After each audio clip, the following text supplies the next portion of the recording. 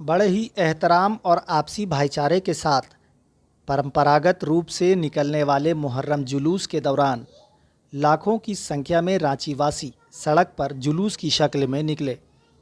अलग अलग अखाड़े ने अपने खिलाड़ियों के माध्यम से लाठी, डंडे और तलवारबाजी से लोगों को मंत्रमुग्ध कर दिया।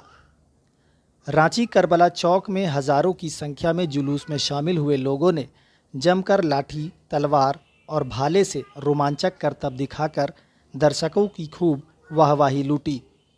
इस बीच नौजवान मुहर्रम कमेटी के प्रेसिडेंट शहबाज अली, सेक्रेटरी मोहम्मद इजहार, खलीफा मोहम्मद इरशाद आलम सहित दर्जनों सदस्य मंच से खिलाड़ियों का उत्साहवर्धन करते रहे। देखिए इस तस्वीर को।